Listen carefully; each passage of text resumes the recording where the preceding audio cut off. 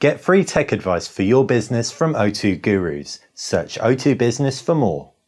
Hey guys, Basil here with BTech, talking you through Sony's clear zoom as found on the Sony Xperia Z5. The Xperia Z5 has a new 23 megapixel camera. Now Sony has stipulated, as is clear on those points right there, that I am not allowed to upload samples, but what I am allowed to do is video myself taking photos.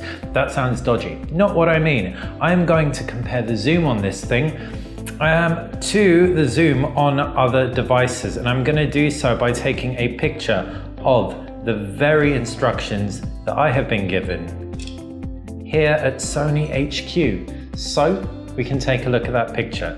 Now that picture was taken 5x digital zoom, and that looks very good, but I don't know how good it looks by comparison to other devices. So the first one I'm going to bring into frame, holding my left hand in the exact same position it was in before, is the Xperia Z3 Plus, sorry.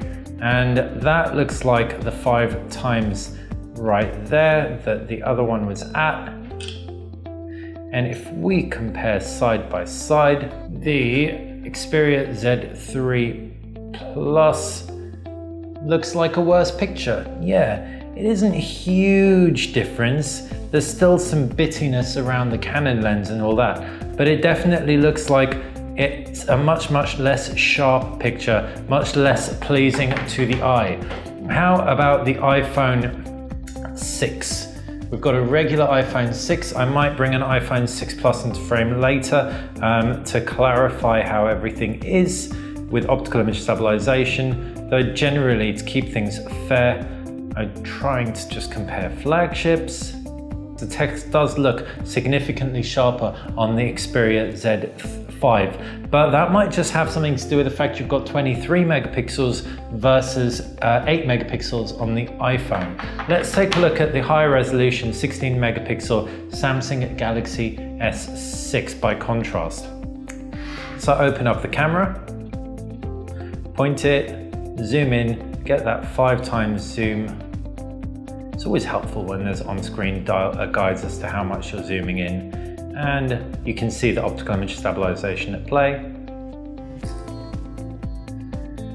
And that looks like a really nice shot. I'm very happy with that. And how does that stack up against the clear zoom? Actually, better. Yeah, the Samsung Galaxy S6 Edge definitely produces a better shot at 5x digital zoom than the Sony Xperia Z5, which is interesting. The optical image stabilization probably has a lot to do with it. Everyone knows optical image stabilization is very helpful for photos. For videos, it can produce a bit of a wobbly stabilization, dare I say. 5x optical image stabilized LG G4. Tap on the screen.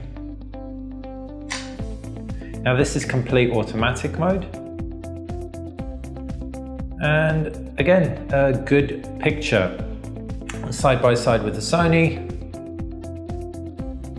In fact, I'd say it doesn't look as sharpened as the Sony image, but it looks like a more pleasing image. So at 5x digital zoom, the last contender is going to be the Sony Xperia Z5 Compact, and I'd expect it to perform identically to the Z5, given the fact you have the same hardware in here.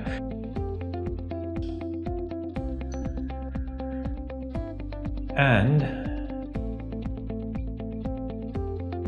you have a pretty bitty picture. So still, you can see there's just a lot of over sharpening going on. It doesn't look bad, don't get me wrong, that is not what I'm saying, but Sony was kind of suggesting there was some wizardry behind it and calling it something like clear zoom, and I'm sure they've done something to improve the zoom quality, as we have categorically seen that it is definitely better than the zoom quality on the Xperia Z3 Plus. But we have also categorically seen that if your camera phone has optical image stabilization, then your zoom quality will be even better still. And so it makes sense that I do indeed bring the iPhone 6 Plus into frame at 5x digital zoom or thereabouts, right about there. and see if the optical image stabilization makes a difference between the 6 and the 6 Plus.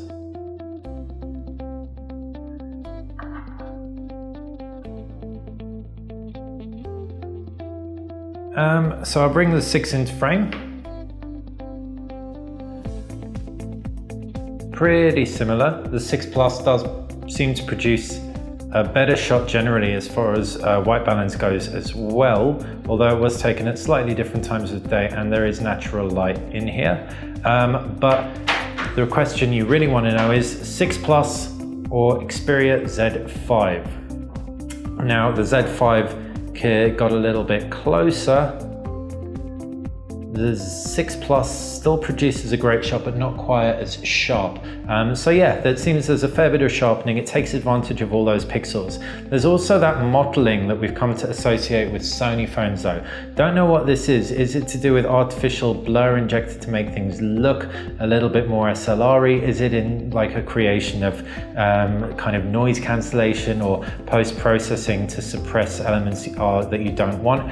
Who knows? The long and short of it is though, I am not a fan of the mottling. I am a fan of the clear zoom because it does clearly do a better job than the Xperia Z3. If, however, you have an optically image stabilized camera with a higher pixel count like the LG G4 or the Samsung Galaxy S6 Edge, you are going to be winning.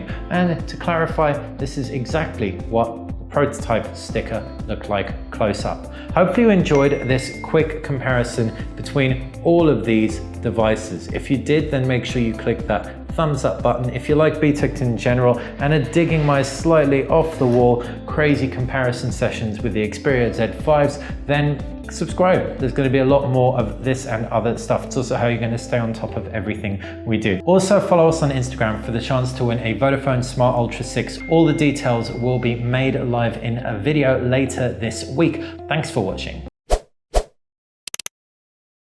Micro SD and a micro SIM slot. So this is going to be expandable by 200 gigabytes, which is mightily impressive. 32 gig onboard memory, 3.5mm headphone jack. This is going to also be compatible with a set of headphones that Sony is going to be releasing, which allows for both digital noise cancellation and high resolution audio, all at the same time. Around the back, it's a new camera sensor, 23 megapixels. What's really awesome about this is that it combines a new focus system with a range of other things to make it a